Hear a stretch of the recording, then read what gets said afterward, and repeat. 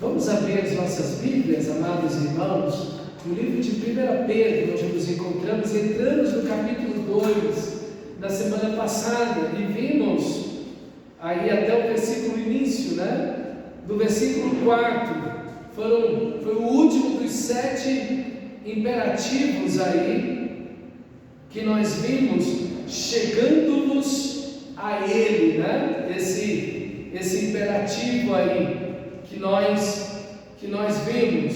Então, a partir desse ponto, eu gostaria de seguir com você para que víssemos o nosso texto aí a partir do versículo 4.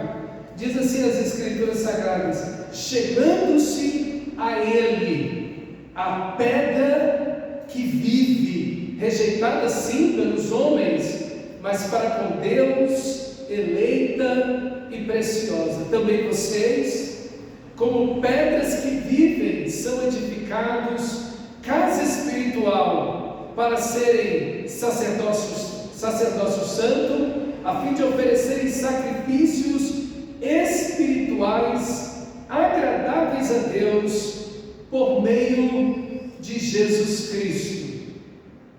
Vamos manter a Bíblia aberta nesse texto e a gente vai meditando e vai lendo e meditando, ok? Esse aí é o último imperativo dos 7 imperativos que nós vimos, chegando-nos a Ele. Então o apóstolo aqui está dizendo imediatamente: chegando-nos a Ele, a pedra que vive. E aqui ele introduz um tema, uma profecia do Antigo Testamento, que ele ouviu primeiro do próprio Senhor Jesus. A pedra, essa ideia da pedra eterna, da rocha eterna, ou da pedra que é o fundamento, a pedra inabalável, onde toda a nossa vida é construída.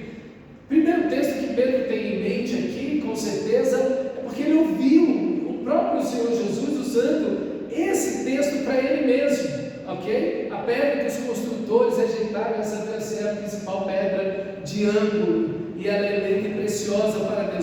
Isso está lá em Marcos 12, versículo 10 e 11, Mateus 21, versículo 42 até o 44, e Lucas, capítulo 20, versículo 17 e 18. Então ele ouviu isso primeiramente de Jesus.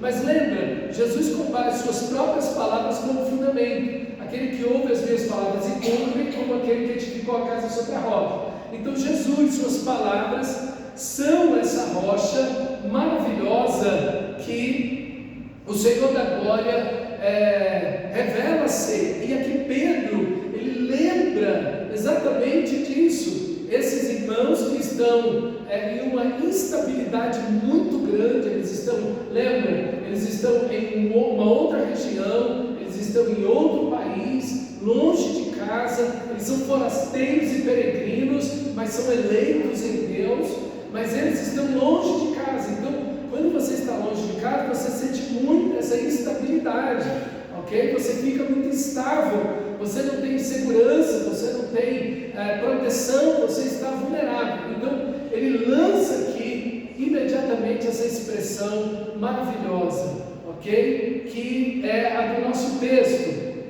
chegando-nos a Ele, a pedra que vive, rejeitada sim pelos homens, mas para com Deus eleita e preciosa. Nesses embates calorosos que Jesus teve junto com os fariseus, os sacerdotes, os saduceus, aqueles embates terríveis, foi nesses embates que o Senhor da glória então traz essas profecias aqui, que se encontram no Salmo 118, o versículo 22 e 23, essa expressão a pedra angular, ou a pedra rejeitada, ou a pedra eleita e preciosa, estão nesses 3 textos: Salmo 118, versículo 22 e 23, Isaías 8, versículo 14 e 15, e também Isaías, capítulo 28, versículo 16. O que eu faço quando eu estou diante de um texto bíblico que está sendo uma citação do Antigo Testamento? Eu paro onde eu estou, eu vou lá no Antigo Testamento. Por isso que provavelmente aí na sua Bíblia, quando você vai ver essa palavra aí, a pedra que está aí nesse texto de 1 Pedro, capítulo 2, versículo 4, provavelmente tem um número ou uma letra em cima dessa palavra aí, ok? Pedra angular, alguma coisa assim. Você vai olhar essa letrinha aí, ou esse número, e vai olhar lá no rodapé da sua Bíblia. Às vezes a Bíblia vai trazer no centro, no meio dela, ok? No meio da folha vai trazer, ou no rodapé. Você vai olhar essa letrinha e buscar essa letrinha aí, tenta achar. Quando você achar, você vai ver as referências que estão sendo citadas no Antigo Testamento nesse texto. Esse texto é uma citação do Antigo Testamento. Então, às vezes a gente pergunta, para que essas letrinhas, esses númerozinhos? É uma coisa que não está no texto original, mas ajuda a gente a encontrar o texto onde está sendo citado isso lá no Antigo Testamento, tá bom? Então, o que você deveria fazer agora? Você deveria parar o texto e ir lá no texto, por exemplo, de Isaías 8. Eu vou só ler, você não precisa abrir não, porque senão a gente pode demorar. Isaías 8,13: ao Senhor dos exércitos, a Ele santificar, seja Ele o vosso temor, seja Ele o vosso espanto, Ele vos será santuário, mas será pedra de tropeço e rocha de ofensa às duas casas de Israel, laço e armadilha aos moradores de Jerusalém. Muitos dentre eles tropeçarão e cairão, serão quebrantados, enlaçados e presos. Resguarda o testemunho, sela a lei no coração dos meus discípulos. Você lembra de quem aqui nesse texto? De Jesus, óbvio, ok? Então veja, Jesus veio para os seus e os seus não receberam.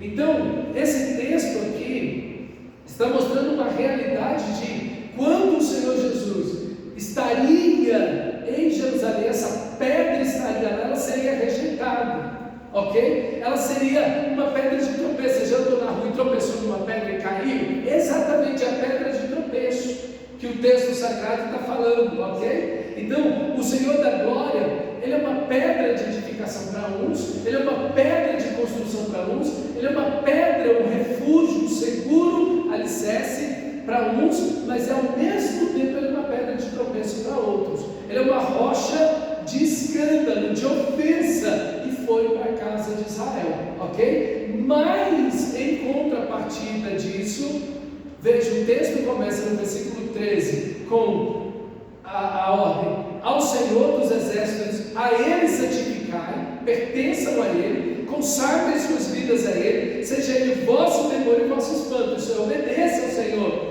E ele termina dizendo no versículo 16: resguarda o testemunho, sela a lei no coração dos meus discípulos. Então ele começa e termina com obediência. Haverão aqueles que vão obedecer ao Senhor, haverão aqueles que irão edificar suas vidas na rocha, na palavra de Deus, mas aqueles que tropeçarem em Cristo Jesus, esses serão, como ele diz, esmagados, serão quebrantados, enlaçados, presos. E quem serão esses? Os da casa de Israel, o povo de Israel. Jesus veio para os seus e os seus não receberam. Está vendo como isso enriquece o texto? Mas olha, esse texto aqui de Isaías 8 é uma profecia que iria se cumprir 800 anos depois, ok? Isaías está mais ou menos 800 anos antes de Jesus, ok? Então, outro texto seria também Isaías, o capítulo 28,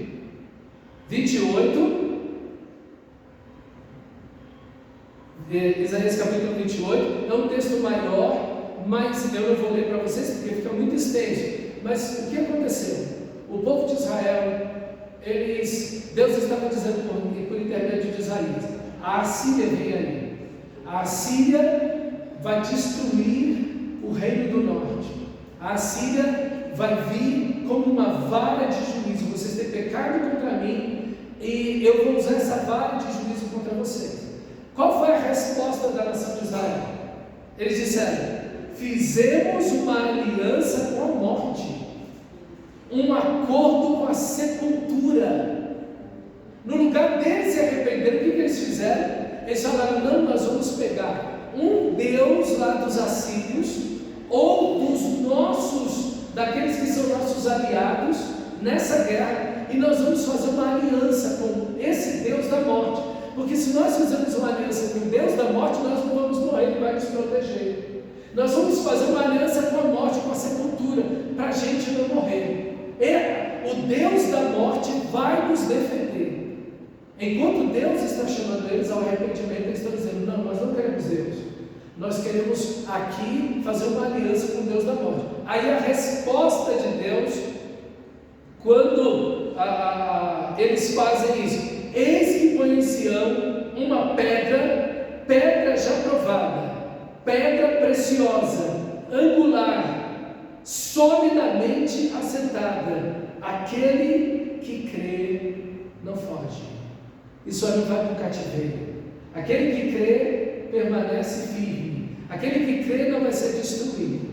Então veja que essa é a resposta que Deus está chamando o povo de Israel. No texto de Isaías 8, a mesma coisa: salvação, arrependimento. Deus está chamando o povo de Israel a Deus santificar, obedeçam a Deus.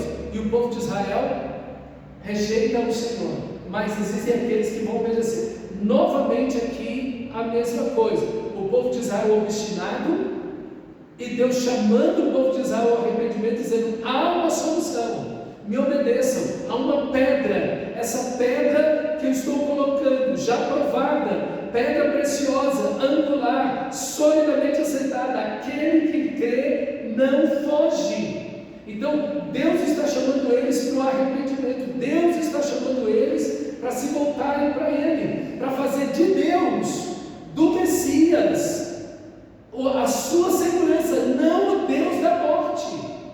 Não fazer do Deus da morte a sua segurança, mas fazer do próprio Messias a sua segurança. E eles então rejeitam novamente, e Deus no final do texto, no versículo 22, vai dizer: e agora parem de zombar, para que as correntes que os prendem não se tornem mais fortes. Deus está chamando eles de novo ao arrependimento. Então veja, Deus começa com arrependimento, chamando eles ao arrependimento. Eles endurecem, Deus chama eles ao arrependimento de novo. Eles endurecem ainda mais, e Deus termina chamando eles ao arrependimento. Então, o que nós precisamos aprender desses textos que vão falando do Messias, da pedra, né, que todos os textos, inclusive o Salmo 18, 118, também são textos que apontam para o Messias, são sempre textos de salvação. Deus está proporcionando uma salvação, uma segurança, um alicerce firme e sólido, aonde você pode estar e ser salvo. Essa pedra onde você pode erguer a sua vida para a glória de Deus. Mas o que o ser humano faz? Ele rejeita a Cristo Jesus. Mas Deus não muda a sua mensagem. E qual o problema dos nossos dias? É que as pessoas estão mudando a mensagem. As pessoas estão mudando a mensagem. Não agrada falar de Jesus, não agrada falar da cruz, não pode falar de arrependimento, porque as pessoas ficam chateadas quando você denuncia o pecado delas. Então a gente vai falar de outra coisa. Mas veja, Deus não muda de assunto. Deus continua tratando da mesma forma. A igreja é a única que vai pregar a salvação. Meus irmãos, esses textos mostram para a gente que o ser humano está perdido, endurecido sem Deus, e que ele precisa da rocha, da salvação, que ele está a caminho de um exílio eterno, longe de Deus por toda a eternidade. E só existe uma rocha, só existe uma salvação. E essa salvação vem do próprio Deus, é o Messias, que Ele está dando para a salvação de todo aquele que crê. E o Salmo 118, versículo 20 diz assim, aqui que você vai ver o Evangelho mesmo, ok? Esta é a porta do Senhor. O que Jesus disse? Quem é a porta? Eu sou a porta. Olha o Salmo 118, versículo 20. Esta é a porta do Senhor, por ela entrarão os justos. Isso é quem foi salvo, quem foi inocentado, quem foi justificado. O justo viverá pela fé. Isso é, aquele que foi salvo pela graça de Deus, ele vive pela fé naquilo que Cristo fez. Esta é a porta, por ela entrarão justos. Render-te graças, porque me acudistes e fostes a minha salvação, a pedra que os construtores rejeitaram. Essa veio a ser a principal pedra angular. Isso procede do Senhor e é maravilhoso aos nossos olhos. Este é o dia que o Senhor fez. Regozijemo-nos e alegremos-nos nele. A gente nunca entende esse texto. Esse é o dia que o Senhor fez. Regozijemos e alegremos-nos nele dentro desse contexto. Que dia é esse? É o dia da salvação. Olha como ele termina o versículo 21. E fostes a minha salvação. E imediatamente ele fala: a pedra que os construtores rejeitaram. Então veja, a salvação está na pedra, e a perdição está em rejeitar a pedra, que é Cristo Jesus. E então ele diz: este é o dia que o Senhor fez, o dia da salvação, o dia da redenção maravilhosa. Regozijemo-nos e alegremos-nos nele. Ó, salva-nos, Senhor, nós te pedimos. Que texto extraordinário! Deus está oferecendo a salvação, e então quem ouve pede ao Senhor: ó Senhor, salva-nos, nós te pedimos. Ó Senhor, concede-nos prosperidade. Que prosperidade é essa? É o que ele acabou de falar, a salvação. Não é dinheiro, é salvação. Bendito que vem em nome do Senhor. Quem é que, onde você ouviu essa frase? Bendita que vem em nome do Senhor. Onde você ouviu essa frase? Não foi Jesus entrando em Jerusalém? Na entrada triunfal de Jesus, o que a multidão com palma nas mãos dizia? Bendito é o que vem em nome do Senhor. A vós outros da casa do Senhor, nós vos abençoamos. O Senhor é Deus, Ele é nossa luz. Quem disse que é a luz? Jesus. Eu sou a luz do mundo. O Senhor Deus, Ele é a nossa luz. Adornai a festa com ramos até as portas do altar. Que festa é essa? Exatamente a festa que o povo de Israel fez quando Jesus estava entrando em Jerusalém com ramos nas mãos. Como é que você encontrou a profecia dessas tão em detalhes, de uma forma tão maravilhosa? Não é lindo isso? Não é perfeito esse texto? Então, irmãos, a pedra é o Messias. Para com Deus ela é eleita. Agora pode voltar para 1 Pedro. Ela é eleita e preciosa. E aqui é uma comparação maravilhosa, porque no capítulo 1, no versículo 1, 2, e depois também vai dizer que o povo de Deus, que é a igreja, é um povo eleito de Deus. Jesus é eleito e precioso. E a igreja? Também eleita e preciosa. Que alento isso, irmãos, para aqueles irmãos que estão naquela dificuldade terrível. Eles estão sendo rejeitados pela sociedade. Geralmente os cristãos são rejeitados pelas pessoas. Nesse momento, a igreja está sendo rejeitada. Eles são forasteiros e peregrinos. Eles estão em outro país. A igreja sempre foi, na sua maioria, formada por pessoas de classe muito baixa, pessoas rejeitadas socialmente, mulheres, órfãos, idosos, crianças, escravos. A igreja, na sua maioria, era formada por pessoas que rejeitaram, que foram rejeitadas, mas que Deus acolheu no seu amor. Assim também o Filho de Deus foi rejeitado, a pedra que os construtores rejeitaram. Então agora Pedro compara os cristãos com o próprio Jesus. Ok, vocês estão sendo rejeitados, mas a pedra também foi, o Messias também foi. Mas para Deus, e isso é que importa, e isso é que importa, é que para Deus você é eleito e precioso. A gente está tão preocupado com a opinião das pessoas. Na verdade, não nos preocupa a opinião das pessoas, que as pessoas vão dizer de nós, que as pessoas acham de nós. Na verdade, E até certa medida é bom a gente estar preocupado com isso. É saudável. Mas, irmão, a sua maior preocupação tem que estar em uma coisa: o que Deus pensa de mim? Como Deus está me enxergando? O que Deus está vendo do meu comportamento, das minhas palavras, da minha maneira de ser, do que eu estou vivendo, do que eu estou fazendo e deixando de fazer. É aqui que eu tenho que estar preocupado. Será que isso está sendo precioso aos olhos de Deus?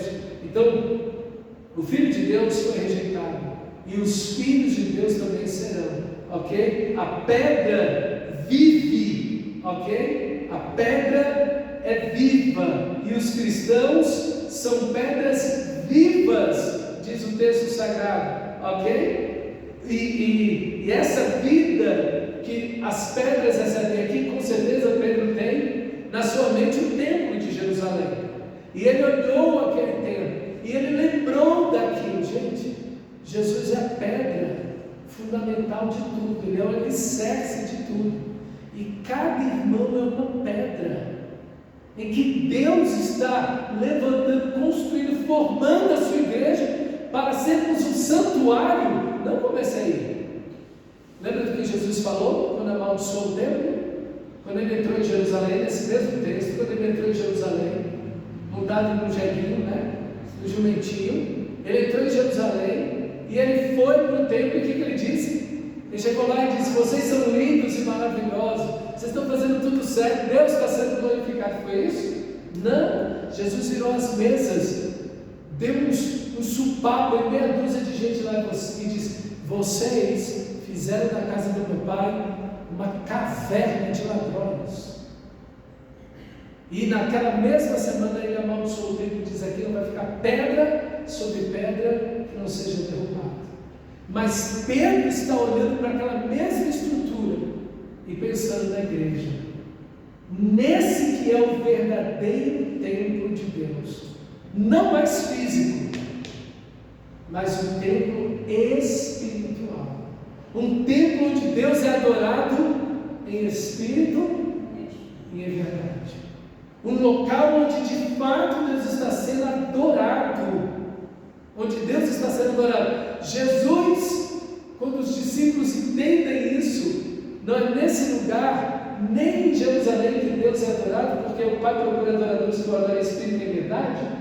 Isso quebrou na cabeça dos apóstolos, dos discípulos, a ideia de uma questão geográfica. Olha, aqui nesse lugar está a bênção de Deus. Quando você ouve isso, está ouvindo uma aberração, porque isso é totalmente o contrário do Evangelho. O Evangelho tira essa ideia de um lugar geográfico. A bênção de Deus está aqui. Não! A bênção de Deus está na cruz de Cristo, na pessoa de Cristo, no amor de Cristo. A bênção de Deus está na graça maravilhosa de Cristo, e não no lugar físico. E as pessoas querem fazer do lugar físico uma atmosfera espiritual e especial, dizendo: aqui está a bênção. Está tudo errado. Está tudo errado. Deus não está construindo um templo. Pastor, Deus quer reconstruir o templo lá de Salomão, lá em Jerusalém. Não. Para quê? Para quê? Isso não faz o mínimo sentido. Olha o texto sagrado. Deus está construindo um santuário espiritual, para que nós venhamos a oferecer a Deus sacrifícios espirituais agradáveis a Ele. Deus não está querendo construir, não, Deus quer reconstruir o templo de Jerusalém. Não, isso é coisa da cabeça dos outros, isso é coisa de gente que quer simplesmente colocar seu nome na história. Isso não tem nada a ver com Deus, isso não tem nada a ver com o Evangelho, irmãos. Essa ideia de que é um lugar sagrado. Gente, vou morar no monte, vou morar no monte, vou morar de madrugada. Por quê? O que isso tem? Você se chega a Deus por causa do monte ou por causa do horário? Ou você se chega a Deus pelo sangue de Jesus? O que te leva a Deus? Por que Deus ouve você? Por causa do horário? Ou por causa do monte, do lugar? É isso que te leva a Deus? Não, você está muito enganado. Isso não tem nada a ver com a Bíblia, com o Novo Testamento do Evangelho. Isso daí se chama macumba gospel. Ok? Para ser assim bem claro com você, isso se chama misticismo. Isso não é Bíblia. Você vai abrir a Bíblia e não vai enxergar isso. Da onde você está tirando isso? Irmão, eu vou dizer para vocês que eu acreditei nisso quando eu era novo convertido, porque eu recebi isso quando eu era novo convertido. Quando eu era novo convertido, eu ouvi essas coisas e eu abracei isso com tudo. Mas eu comecei a ler a Bíblia. Eu falei, gente, onde que esse povo está dizendo isso? Não tem nada dizendo isso para mim. Eu dei uma lida na Bíblia inteira uma vez, 2, 3, 4, 5. Logo nos primeiros anos de cristão, eu dei logo umas 5, 6 leituras da Bíblia. Eu falei, gente, não tem nada disso na Bíblia. Isso não está escrito na Bíblia. Então, irmãos, deixa eu dizer uma coisa para você. Eu vou citar aquilo que Spurgeon disse. A ignorância das Escrituras é a mãe da superstição. A ignorância das Escrituras é a mãe da superstição. Aonde não tem Bíblia só resta uma coisa: superstição. Deus não te ouve porque é um lugar sagrado, porque isso não existe mais. Para Deus não. Para Deus não. Deus não te ouve porque você olha em tal lugar, ou debaixo do pé ou em cima do monte, não tem horário, não tem nada disso. Esse lugar aqui, nós cultuamos a Deus aqui. Nós adoramos a Deus aqui. Mas Deus aceita a nossa adoração se ela for em espírito e em verdade.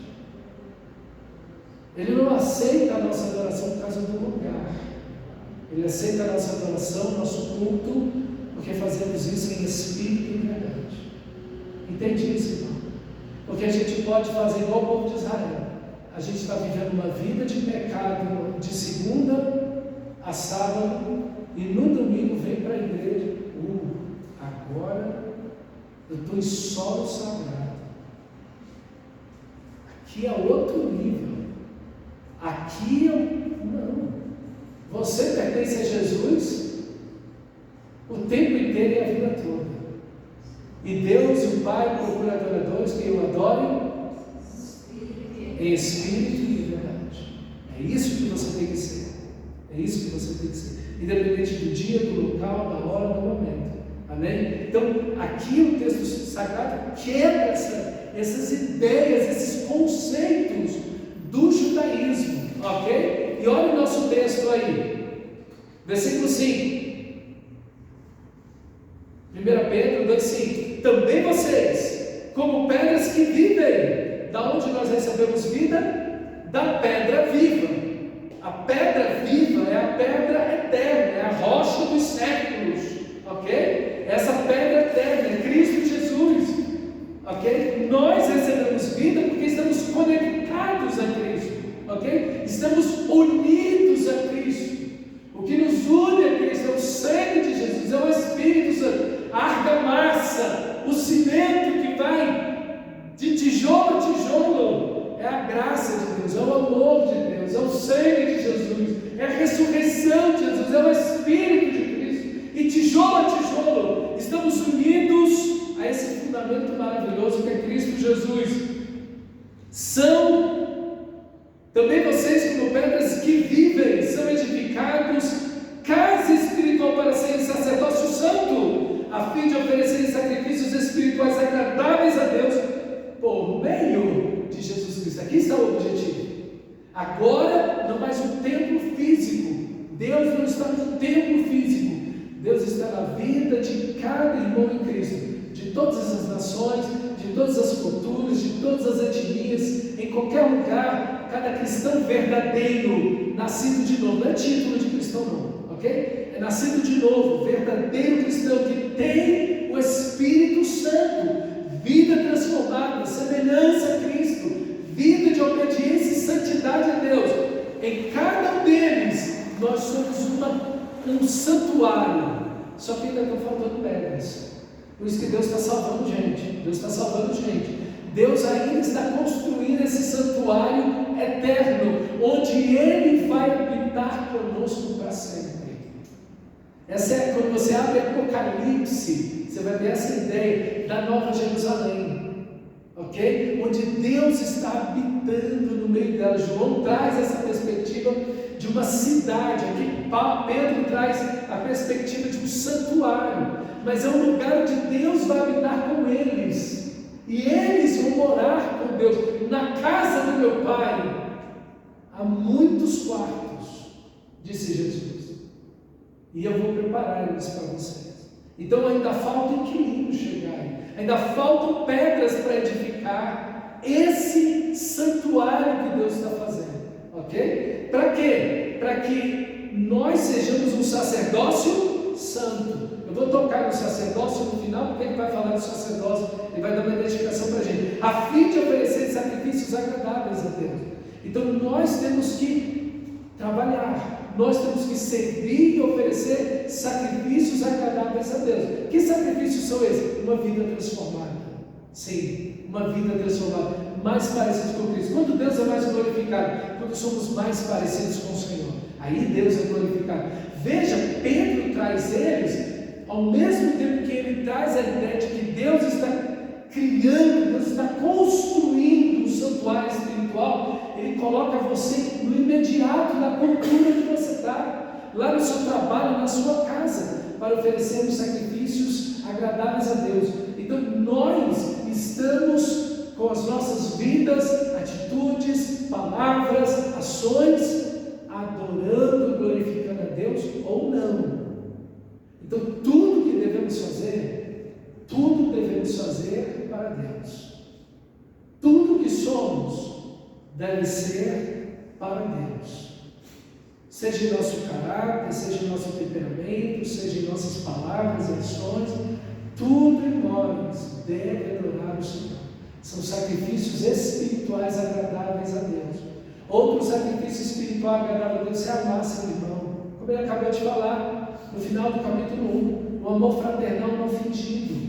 É um sacrifício espiritual. A pregação do Evangelho, a ordem de Jesus ir de pregar o Evangelho a toda criatura, é um trabalho espiritual, um sacrifício espiritual agradável a Deus, que só a igreja vai fazer. Vai pregar o Evangelho de verdade, fiel ao Evangelho de Cristo Jesus. São sacrifícios espirituais agradáveis a Deus. A oração é um sacrifício espiritual agradável a Deus. A adoração é outro sacrifício espiritual agradável a Deus. A leitura da palavra de Deus, a meditação das Escrituras Sagradas, vir ao culto, adorar a Deus junto com seus irmãos, cultuar a Deus, são sacrifícios agradáveis ao Senhor.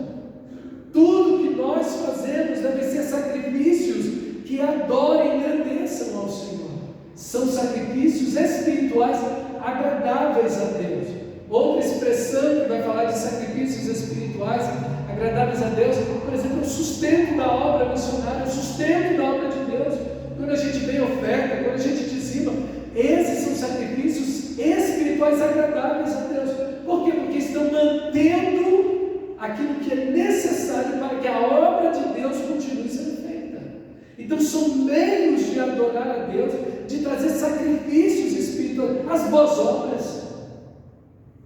obras são outro meio de trazermos sacrifícios espirituais a Deus. Boas obras que Deus preparou de antemão para andarmos nelas. Então, quando nós fazemos o bem, quando nós acolhemos crianças, quando nós fazemos o bem às pessoas, são sacrifícios espirituais agradáveis a Deus. Meus irmãos, nós devemos, como sacerdotes, entregar a Deus, manter sempre o altar cheio de sacrifícios espirituais agradáveis a Deus. E os seus sacrifícios espirituais podem ser comer e beber. Quer comais ou bebais, ou façais fazer tudo para a glória de Deus. Meu amado irmão, tudo na nossa vida deve ser feito pensando em Deus, em glorificar a Cristo, em exaltar o nosso Senhor. É assim que nós devemos viver. oferecendo sacrifícios espirituais agradáveis a Deus. Porque o templo, o santuário que Deus está construindo, era lá nesse templo de Jerusalém que foi destruído, era no templo que o conhecimento de Deus devia ser entregue. O sacerdote, ele tinha, diz Malaquias, você tem o dever de dar o conhecimento de Deus ao povo. Então, o ensino das Escrituras, a ministração da palavra, tem que vir, isso agrada a Deus, de acordo com as Escrituras sagradas, ok? Não da invenção, do achismo de alguém, não, mas um conhecimento verdadeiro da pessoa do Senhor Jesus, da graça de Deus no Evangelho. É aqui que Deus é glorificado. E tudo isso, todos esses sacrifícios são feitos por meio de Jesus Cristo, isso é, através do sangue de Jesus. É só assim que Deus aceita a oração. É só assim que Deus ouve a oração.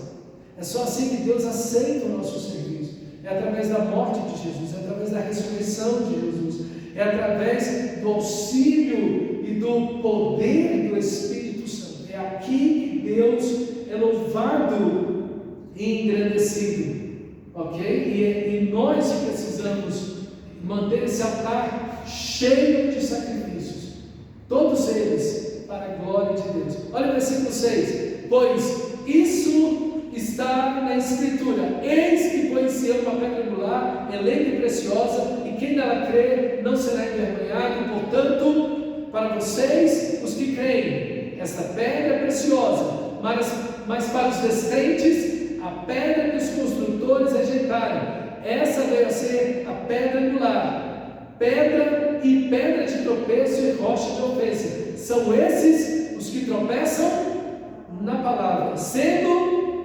desobedientes para o que também foram destinados. Então veja, ele faz a citação de todos aqueles textos. Salmo 118, ele faz de Isaías 8 e depois de Isaías 28, ok? Ele faz a citação dos três textos aqui, e ele mostra para mim e para você que aqueles que tropeçam em uma coisa. No que eles tropeçam? Olha o versículo 8. Eles tropeçam em quê? Na palavra. Eles tropeçam na palavra, sendo desobedientes à palavra de Deus. Quando você tropeça nas Escrituras Sagradas, quando você tropeça no Evangelho, você tropeça em Cristo. Quando você rejeita as Escrituras Sagradas, você está rejeitando uma pessoa. Uma pessoa. E essa pessoa é Cristo. Veja que o texto sagrado diz que eles rejeitam quem? A rocha. Eles rejeitam quem? A pedra eleita e preciosa. Eles rejeitam quem? A pedra angular, que é Cristo. E então ele vai dizer: são esses os que tropeçam na palavra. Mas olha o início do versículo 8: pedra de tropeço e rocha de ofensa. Eles tropeçaram em quem? Em Jesus. Quem é a pedra? Jesus é a pedra. Jesus é a pedra. E imediatamente eles vão dizer: são esses que tropeçam na palavra. Quando você tropeça nas Escrituras Sagradas, quando você rejeita as Escrituras Sagradas, quando você desobedece às Escrituras Sagradas, quando você não vive segundo as Escrituras Sagradas, quando você passa um dia, 2, 3, a semana sem abrir a Bíblia, eu quero dizer que você está rejeitando Jesus. É a Jesus que você está rejeitando. Aquele que tem os meus mandamentos e os guarda, esse é o que me ama. E aquele que me ama será amado pelo meu Pai, eu o amarei e me manifestarei nele. Provavelmente esse texto essas palavras de Jesus que estão ecoando nos ouvidos do apóstolo Pedro, quando ele escreve isso. Quem tropeça nas Escrituras, tropeça no próprio Senhor Jesus. Quem rejeita a Bíblia, rejeita o próprio Senhor Jesus. Irmão, nós podemos ter dúvida com relação ao texto da Bíblia. A gente pode ter dúvida. Mas isso não quer dizer que você tem que rejeitar esse texto.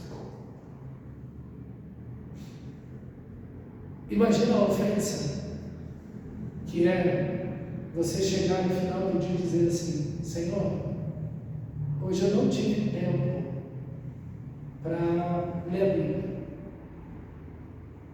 Imagine o que é isso. Você está vivo. Por que você está vivo? Porque você está conectado à pedra viva, à pedra eterna, à pedra que vive para sempre, Jesus. Sabe por que você está vivo? Sabe por que você conseguiu trabalhar hoje? Respirar, comer, cozinhar, fazer qualquer coisa. Sabe por quê? Porque você está conectado a essa pedra.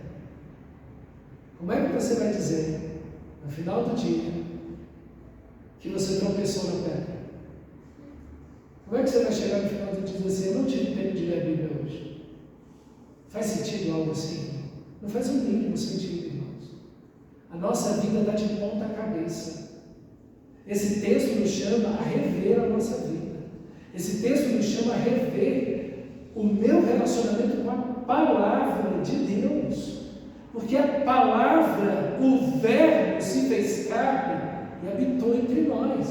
A palavra de Deus, viva e eficaz, porque toda a Escritura é inspirada por Deus. Quem rejeita a Escritura, rejeita o seu autor. Então, por favor, cuidado com a sua aproximação da Bíblia. Cuidado com essa ideia de eu concordo e eu não concordo com a Bíblia.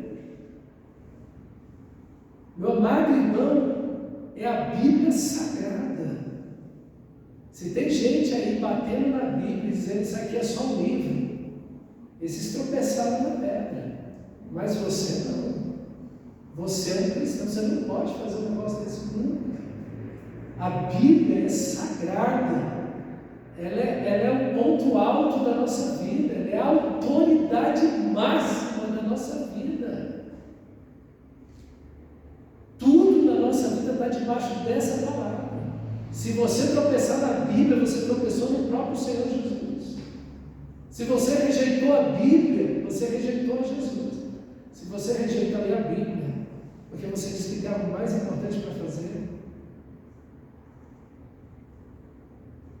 e a prática, sendo desobediente, não é um conhecimento intelectual, não é informação, é vida,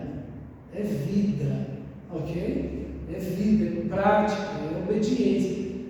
O que você deve fazer? Tudo que você sabe da Bíblia, viva. Cada mandamento que você faz, viva. Sabe qual é o nosso problema? É que quando você ouve isso, sua mente já questiona o quê? Ah, mas será que não tem uma exceção? A sua mente já luta contra isso. Mas o nosso impulso deve ser de um impulso de um coração regenerado. O coração regenerado, ele vai sair das Escrituras. E a gente com a cabeça começa a duvidar, a questionar. Mas será que é bem assim? Será que... Não, irmão, é na prática. É no dia a dia, na obediência. O texto coloca você no seu dia a dia. Aonde você estiver, obedeça a Deus. Conhece o princípio? Conhece o mandamento? Sabe o que Jesus queria de você? Então faça. Simplesmente obedeça as Escrituras. É isso que o texto está nos chamando. O Evangelho é simples. Sabe o que tem que fazer? Obedeça. Pronto. Simples assim é o Evangelho. Simples assim. Versículo 9. Vocês, porém, são geração eleita, sacerdócio real, nação santa, povo de propriedade exclusiva de Deus, a fim de proclamar as virtudes daquele que o chamou das trevas para a sua maravilhosa luz. Antes vocês não eram povo, mas agora são povo de Deus. Antes vocês não tinham alcançado a misericórdia, mas agora alcançaram a misericórdia. Então vocês são geração eleita. E aqui a citação de Isaías, capítulo 43, versículo 20. Deus está de uma maneira maravilhosa dizendo: eu estou trazendo vocês do cativeiro, eu estou tirando vocês lá do cativeiro babilônico, ok? O povo ainda não tinha ido, O povo ia para o cativeiro babilônico 200 anos depois, aproximadamente, da profecia de Isaías. Mas Deus é tão bom que Ele diz: vocês vão, mas eu já vou trazer vocês. Antes de vocês irem, eu vou disciplinar. Olha o amor de Deus. Eu vou disciplinar, vou corrigir vocês, porque vocês não querem obedecer. Mas, pela minha misericórdia, eu vou trazer vocês de volta. Olha a bondade de Deus. E esse texto é maravilhoso de Isaías 43, ele diz assim: os animais do campo me glorificarão, os chacais e os filhotes de avestruzes, porque porém água no deserto e rios nos ermos para dar de beber ao meu povo, ao meu escolhido, ao povo que formei para mim, para celebrar o meu louvor.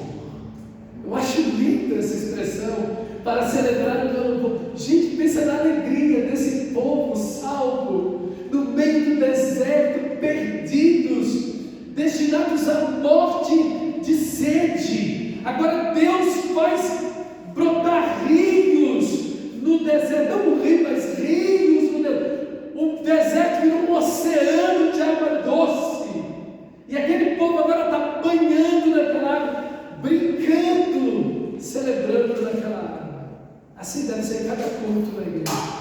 Assim deve ser a sua disposição para cada período devocional. Assim deve ser o seu coração para cada momento de culto na igreja. Meu Deus, vou me banhar na água da tua graça, nos rios da tua glória. E a única coisa que eu tenho é celebrar o teu louvor. É cantar junto com o povo de Deus e junto com os anjos a tua glória e a tua majestade. Que texto lindo esse, de Isaías 43, 20 e 21. Meus irmãos, assim deve ser cada culto, assim deve ser cada período devocional, deve ser um momento de delícias eternas na sua vida. Não, você não está arrastando uma cruz, você está se banhando no rio da água da vida. Glória a Deus. Meus irmãos, que coisa maravilhosa, que beleza o nosso texto. Por quê? Porque vocês são geração eleita.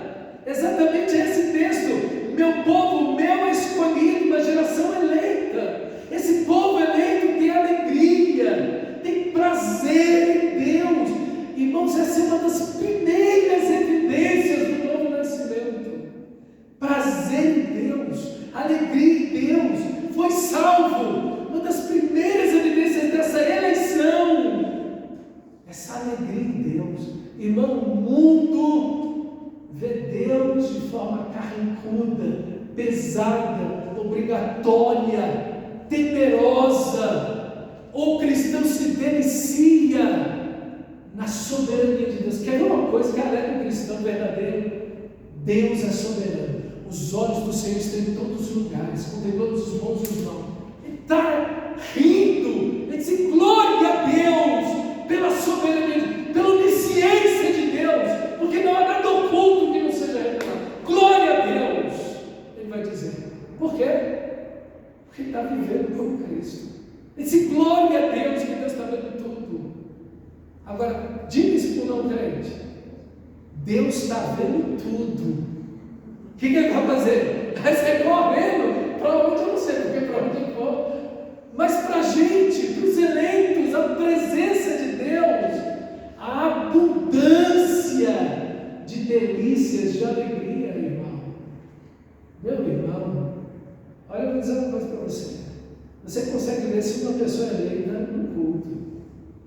A pessoa vem para o culto arrastada, não dá glória a Deus, não tem lágrima nos olhos, o coração não está ardendo, a pessoa está olhando o relógio, o celular, tem uma rachadura ali, está empoeirado lá, faltou a tinta ali. Não, filho, você não veio para cá não, você está em outro lugar. Jesus Cristo que é tudo. Você não veio adorar o Rei não, você veio para olhar os defeitos. Eu vi a saia da irmã, a camisa do irmão, o cabelo do outro. Não, Jesus Cristo vem para te entregar, vem para se doar inteiro, vem para fechar os olhos e dar glória a Deus, porque é uma geração eleita, é o povo que anda na luz da tua presença. Glória a Deus por isso. Mas aí ele toma agora o texto de Êxodo 19, quando o povo de Israel está na beira, na base do Monte Sinai, saído da escravidão do cativeiro egípcio, e lá está o monte pegando fogo. E Deus então diz no capítulo 19, versículo 3: Moisés subiu ao encontro com Deus, para encontrar-se com Deus, e do monte o Senhor lhe chamou e lhe disse: assim você falará à casa de Jacó e anunciará aos filhos de Israel: vocês viram o que eu fiz aos egípcios, as 10 pragas, e como levei vocês sob asas de águias e os trouxe para perto de mim. Isso é o Evangelho. Encontrar com Deus, é a presença de Deus, é a graça de Deus que me une a Ele. Para mim, chegando-vos a Ele, a pedra que vive. Aqui eu os trouxe para perto de mim. Agora, pois, se ouvires atentamente a minha voz, novamente a ideia da palavra de Deus, e guardardes a minha aliança, vocês serão minha propriedade peculiar. Olha quantos pronomes possessivos aqui: minha, tudo direcionado para Deus. Vocês serão minha propriedade peculiar dentre todos os povos, porque toda a terra é minha, e vocês serão para mim um reino de sacerdotes e uma nação santa. São estas as palavras que você, Moisés, falará aos filhos de Israel. Então nós somos um sacerdócio real. O sacerdote é aquela pessoa que une Deus ao povo, é aquela pessoa que transmite o conhecimento de Deus ao povo. Esse é o sacerdote. Mas veja, o sacerdote não é o pastor, o sacerdote não é o homem da casa. Todo o povo de Deus é um sacerdote. Todo o povo de Deus tem que estar cheio do conhecimento de Deus. Habite ricamente em vós a palavra de Deus, a palavra de Cristo. Todo cristão é um sacerdote. Não tem ninguém maior do que ninguém. Todos são iguais. Existem funções diferentes, mas todos são iguais. Todos são sacerdotes. Todos têm ministério. E o ministério é pregar o Evangelho. O ministério é amar os irmãos. O ministério é servir com boas obras. O ministério é levar Cristo aos perdidos. Esse é o ministério, ok? O nosso ministério é esse, perfeito? Não existe na Bíblia ministério de louvor, nem ministério de dança. Não existe essas coisas na Bíblia. O pessoal inventou isso, ok? Não existe ministério dessas coisas. O ministério é que todo mundo tem o mesmo. Nós somos sacerdotes reais. Nós estamos servindo o Rei nessa terra, vivendo, produzindo aqueles sacrifícios que eu acabei de falar. Mas acima de tudo, o sacerdote tem como objetivo anunciar quem é Deus. O sacerdote tem que ser fiel à palavra de Deus. Ele está ali para anunciar a palavra de Deus. Ele está ali para guiar o povo na palavra de Deus. Ele está ali para que quando o povo se desvie, o sacerdote diga: de jeito nenhum, aqui está a palavra de Deus. Por isso que Deus cita aqui no texto a minha aliança. A minha aliança. Guardem os meus mandamentos, ok? Então os sacerdotes revelam Deus, falam por parte de Deus e guiam o homem a Deus. A nação santa, isso é, a igreja é um povo que pertence unicamente a Deus por meio de Cristo Jesus. Olha o versículo 4: vocês viram o que eu fiz aos egípcios, e como os levei vocês sobre asas de águias e os trouxe para junto de mim. O povo de Deus, a igreja, é um povo que foi chamado a um relacionamento pessoal e eterno com Deus por meio de Jesus Cristo e do Espírito Santo. Como o Salmo 89:15 vai dizer: bem-aventurado, feliz é o povo que conhece os vivas de júbilo. Essa festa maravilhosa da presença de Deus, o povo que anda ao Senhor na luz da sua presença. Uma nação que espelha a santidade de Deus. O caráter santo de Deus é visto na minha vida e na sua vida, nas minhas palavras e nas suas palavras, nas nossas atitudes, na nossa maneira de pensar. A santidade de Deus, os atributos de Deus, o caráter de Deus é visto em nós e através de nós. Nós somos o povo da vitrine. Quando você vai numa loja, o pessoal põe na vitrine o que tem de melhor, certo? É isso que a igreja é. A cara da loja está lá na vitrine. Você quer saber o que tem dentro dessa loja? Olha a vitrine dela. Você quer saber quem é Deus? Olhe para o povo dele. Sejam espectadores.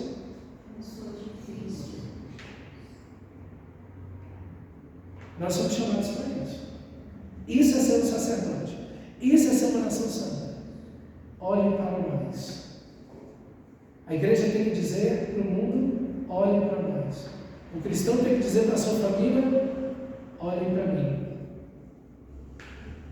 Olhem para mim. Não é um desafio tremendo para todos nós? Um desafio para mim? Um desafio para você?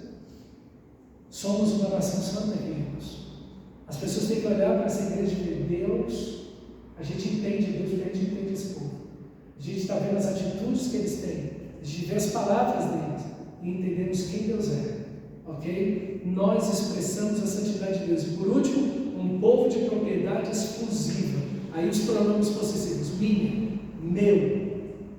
É a ideia de somos dele. Você trabalha, você estuda, você se diverte, você cumprimenta. Mas você pertence ao Senhor. É a Ele que você pertence. Okay? Você não pertence a esse mundo. Você pertence a Cristo. E isso tem que estar muito claro no seu coração e no meu coração. Porque o nosso coração se apega a tudo isso e a gente acaba achando que essas coisas são mais importantes do que a santa, maravilhosa presença de Deus. E a gente consegue muitas vezes dar festa, ficar tão alegre quando vai fazer uma atividade que a gente gosta. A gente fica tão alegre quando vai para algum lugar, vai fazer uma atividade, mas não tem a mesma alegria para vir para o culto ou para fazer um devocional. Você pertence a Cristo cristão. Não se esqueça disso. Você é um forasteiro, um peregrino.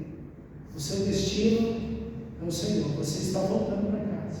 Você está indo para casa. Você está indo para Cristo. Então não se iluda. Agarre o seu Senhor. Siga Ele, entendendo quem você é e para que você existe. Para anunciar as virtudes daquele que vos chamou das trevas para a sua maravilhosa luz. Ao mundo inteiro de trevas que não ouviu o Senhor, que não conhece o Senhor. E cada um de nós, como sacerdotes, devemos anunciar o grande e eterno amor de Deus em Cristo Jesus. Vamos ficar de pé, né? Feche seus olhos.